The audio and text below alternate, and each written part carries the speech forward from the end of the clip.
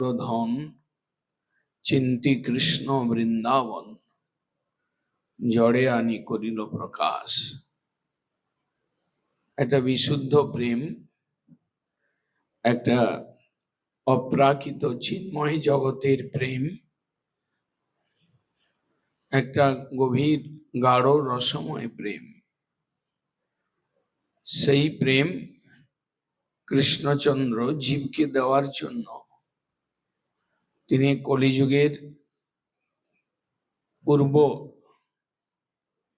দাপর যুগের অন্তভাগে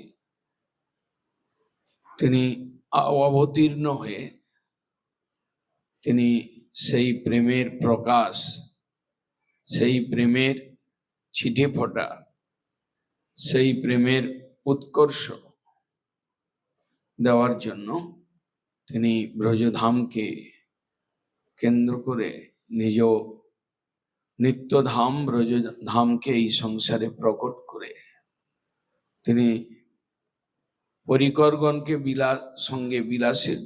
পরিকরগণের সঙ্গে বিলাসের দ্বারা সেই প্রেমকে এই জগতে প্রকাশ করেছিলেন। সর্বোৎকৃষ্ট যে প্রেম ব্রজ প্রেম, যেটা গোপীগণের মধ্যে পূর্ণরূপে বিশুদ্ধ রূপে আশ্রিত হয়েছিল, যে প্রেমটা স্বয়ং কৃষ্ণচন্দ্রকে অভিভূত করত, স্বয়ং কৃষ্ণচন্দ্রকে আকৃষ্ট করত, স্বয়ং কৃষ্ণচন্দ্র যে প্রেমে বশীভূত হতেন, সেই যে ব্রজ প্রেম তিনি এই কলির পূর্ব দাপরে অন্তভাগে তিনি এসে অবতীর্ণ হয়ে তিনি প্রকাশ করেছিলেন। কেন করেছিলেন? সেই ব্রজের যে বিশুদ্ধ প্রেম, যেটা জাম্মু নদ হেম,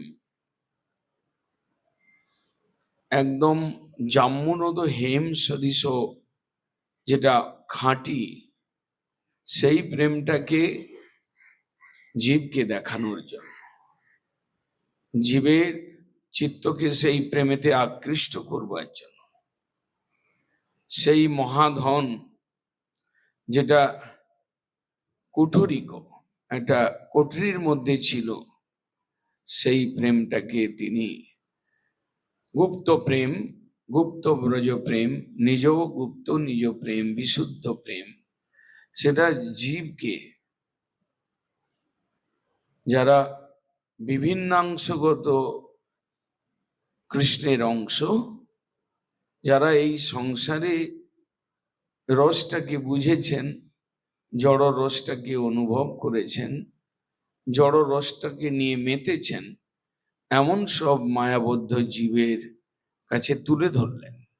তাদের দেখালেন, দেখো এই তোমরা কোন ছায়া বিকৃত দুঃখপ্রদ প্রেমে তোমরা মত্ত রয়েছ।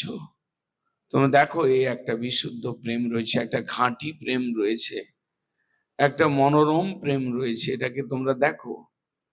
যদি কেউ এই প্রেমের আস্বাদন করতে চাও, তাদের জন্য সেই ব্রজের পরিকর মহাপ্রভুর সঙ্গী জঙ্কলি রূপ শরীর নাথর, রূপ গোস্বামী আদি যে ছড় গোস্বামী, তারা সেই প্রেম কুঠরির কবাটকে খুলে দিলেন,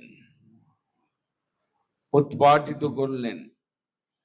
জঙ্কলি রূপ শরীর নাথর, তং ব্রজ প্রেম কুঠরিক কোন উঘারত। ব্রজ প্রেমের সিন্ধুক, ব্রজ প্রেমের যে কুঠরি, সেই কুঠরির দরজাটাকে কে খুলত?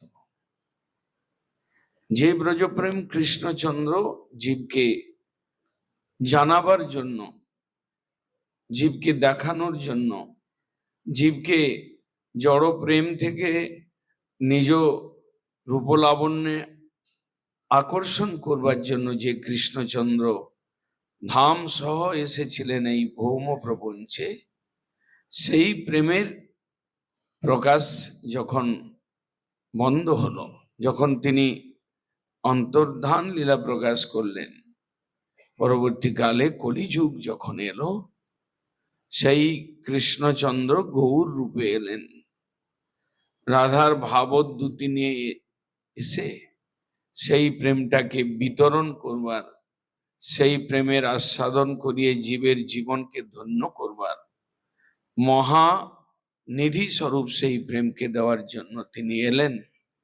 এবং সঙ্গে তিনি তার পরিকরগণকে নিয়ে এলেন।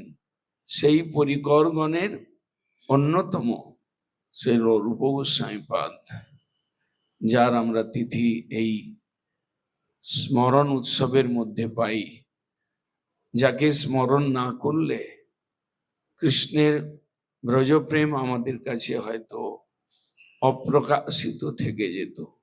সেই রূপ গোস্বামীপাদ তিনি ব্রজপ্রেমের কপাটটা খুলে দিলেন।